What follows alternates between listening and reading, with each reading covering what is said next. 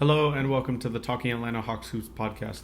I'm your host, Mikey Gabritsky, and today we'll be recapping and talking about the series, the NBA Eastern Conference Finals between the Milwaukee Bucks and the Atlanta Hawks. The Milwaukee Bucks win this series 4-2 in 6 games, and they'll be moving on to the NBA Finals to face the Phoenix Suns, and the first game is tonight on July the 6th.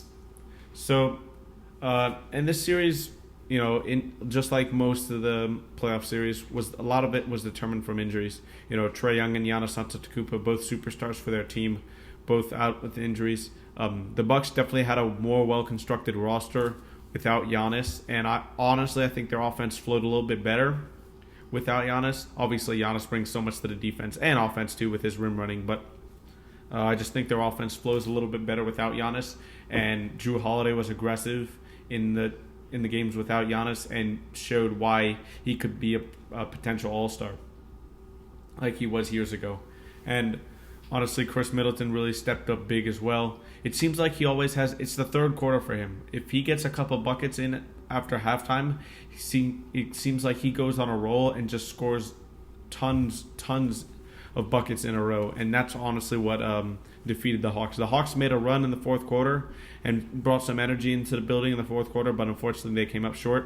And that's also another thing I wanted to talk about. The energy at State Farm Arena for a Game 6 elimination game for the Hawks didn't really feel that way. I wasn't there, but just hearing the fans and just seeing them, even when they were down 20, they should be, cheering on for their team, knowing that if they lose, this is the last game of the season. And it just didn't really feel like that. Even Shaq said the atmosphere just wasn't there. And I was hoping for a little bit more. But nonetheless, good for the Bucks. Honestly, Giannis deserves to go and play for a championship, and especially all that he's gone through in the Bucks' playoff struggles. I'm happy for the Bucks and also the Suns and Chris Paul to be in the finals. So it should be set up for a good matchup. But in Game 6 specifically, between the Hawks and Bucks, both teams were playing horribly. Honestly. The Hawks were playing terrible, and the Bucks were also not that much better. They had a 4-point lead at halftime, and then in the third quarter they just started to pull away with Khris Middleton, like I said, going bananas. But and then they got it up to a 20-point lead. The Hawks cut it to 6 or 7 with a few minutes to go in the fourth quarter, but ultimately couldn't make the comeback as the Bucks threw the first punch, and the Hawks could never really come back from that. They led wire to wire in this game. But Jrue Holiday, what a performance, and Khris Middleton, what a performance. The two guys that Kendrick Perkins and a lot of analysts watching these games said had to step up or else they were going to lose. Give credit to Middleton and Holiday. They stepped up, they did their job, and they won the series. So now we'll move on to the specifics of the game. So Jrue Holiday played 42 minutes, had 27 points, 9 rebounds, 9 assists, 4 steals, 2 blocks, 11 for 23 from the field, and 4 for 12 from 3. So amazing game from Jrue Holiday. Almost had a triple-double as well. Middleton played 40 minutes, had 32 points, 4 rebounds, 7 assists, 3 steals, 10 for 22 from the field, and 4 for 10 from 3. Brook Lopez played 38 minutes. Didn't have a completely dominant game like he had in Game 5, but he was still good. 13 points, 6 rebounds. P.J. Tucker didn't score much, 32 minutes, 5 points, 8 rebounds, 2 assists, 1 steal. He was actually 2 for 10 from the field and 1 for 7 from 3, but the three-pointer he hit was clutch when the Hawks brought it to 7. Bobby Portis had a decent game too, in starting for Giannis, had 32 minutes, had 12 points, 9 rebounds, 2 assists, and shot 37% from the field. Didn't make a 3 though. Good game from Pat Connaughton off the bench. He hasn't looked good in this series before Game 5 and Game 6. But he definitely came and responded in these last 2 games. 30 minutes, 13 points, 8 rebounds, 1 assist, 2 steal, shot 3 for 6 from 3 and 5 for 8 from the field. So great game from him. And former Hawk Jeff Teague torched us off the bench. He had 12 minutes, had 11 points, shot 3 for 3 from 3 and 3 for 5 from the field. So great game from him. And Bryn Forbes added 5 points off the bench. And Thanasis Antetokounmpo played 50 seconds. So great game overall by the Bucks. And you saw how many steals they got, especially their starting lineup. And I'll get to the turnovers here for the Hawks.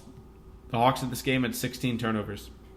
You especially against a roster that's less talented than the other one, you're not going to win the game if you keep turning the ball over like that. And that'll come with age for sure and experience for the Hawks. But I'm looking for the Hawks in free agency this year to go and get a point guard, a bench point guard especially, like T.J. McConnell maybe, who's a great defender who can run an offense. So hopefully they'll be able to do that in the offseason, and we'll see what they do. But anyways, let's move on for the Hawks in this game. Bogdan Bogdanovic, 36 minutes, 20 points, 2 rebounds, 3 assists, 3 steals, 7 for 12 from the three, and 2 of 5 from 3. So, awesome game from Bogey. And like I said, it was just a knee injury. He got healthy, and it was over for the Bucks. I mean, he torched them in the games he was healthy, but couldn't overcome the deficit. Trae Young, he played this game, and I thought he would play, but I didn't think he should. He should have, and I still stand to that reasoning. 35 minutes, 14 points, 4 rebounds, 9 assists, 1 steal, 5 turnovers, 0 for 6 from 3, and 4 for 17 from the field. So a terrible game from Trae, and I knew that was coming. You couldn't expect much from Trae, and I just didn't think he should have played. He turned the ball over a lot. He couldn't have that explosive step to the paint. Couldn't push the ball in transition with that bone bruise in his right foot. So hopefully he'll be all healthy for next season and get ready for another deep playoff run. John Collins had 13 and 11, shot very efficiently from the floor for 6 for 9 and 0 of 1 from 3. So a decent game from John Collins. He's not the max player that he wants, but I think the Hawks and him can come to an agreement with a little less, and especially with this deep playoff run, because Atlanta, he likes Atlanta, and the fans love him here as well. Always creating those highlight dunks.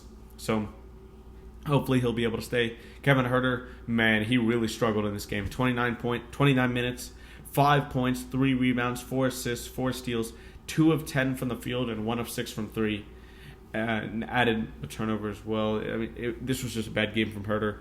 And Huerter carried us in Game 7 to get us to the series. So, he did have some clutch moments in these playoffs, but unfortunately not this game for him. And Capella had a decent game too. 29 minutes, 14 points, 9 rebounds, 1 assist, 1 steal. Shot 7 for 13 from the floor. Cam Reddish, what a game again. And I'm gonna talk about Cam Reddish briefly because his offensive game definitely needs work. I mean, at times he can be, he's really athletic. At times he'll be too fast for himself almost, I feel like. Taking it to the hole when there's like 3 defenders around him and trying to do a acrobatic layup instead of a passing out for an open 3. That will get better as he goes on, but Nate McMillan said he compares Cam Reddish to a young Paul George, and I can definitely see that as well, with definitely the long wingspan, the height at the 2 and 3 position. So great job from Cam Reddish, and awesome to see Nate McMillan believing in him. He had 28 minutes. He had 21 points, 3 rebounds, 3 assists, 1 steal, 7 of 12 from the 4, and 6 of 7 from 3. So great game from Cam. Danilo Gallinari, 23 minutes, played excellent this series. 13 points, 8 rebounds, 5 for 13 from the field, and 3 for 5 from 3. So an overall good game from Danilo. Lou Williams did not play well. 11 minutes, 4 points, 1 rebound, 1 assist, 0 of 3 from the field, and 0 of 1 from 3. Nyeka Kongwu in 11 minutes had 3 points, 2 rebounds, and that was it for him. And then there was a little bit of garbage minutes for Nathan Knight, Skylar Mays, Bruno Fernando, and Chris Dunn to give some applause to Trae and the starters for coming out and having an amazing playoff run and amazing season. The Hawks offered a contract not an extension, but they signed Nate McMillan for 4 more years after this year to be their head coach. It was just announced yesterday, so that's awesome to hear. And I'm confident the Hawks will have another season like this again. This is a young team that only get better with experience, and hopefully we can keep this core group together next season to see what they can do with a full season under Nate McMillan and a fully healthy Trae Young. So hopefully we'll have a good NBA Finals as well between the Bucks and Suns. My prediction for that, I'll be saying in a video, and I'll go into depth more and about that series in a video in a few days, or actually later today probably because it starts today. But anyways, so I don't think I'll be doing individual recaps for the games for the NBA Finals, but definitely talking about some teams off season, especially the Hawks, and what I think happens if the Bucks or the Suns win the NBA Finals. So definitely look out for those videos in the future. Again, great season from the Hawks. I'm not disappointed at all. Great run by them, and I'm sure we'll see them back again. So thank you for listening. Thank you for watching the Talking Atlanta Hawks Hoops podcast, and I'll catch you next time.